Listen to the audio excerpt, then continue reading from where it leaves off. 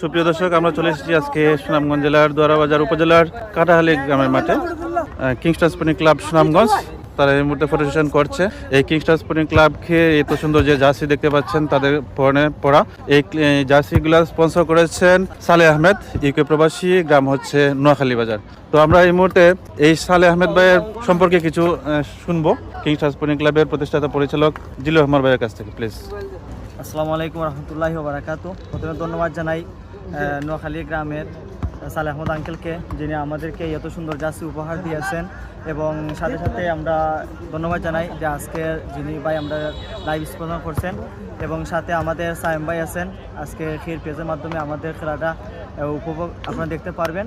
সকলে আমাদের দোয়া করবেন।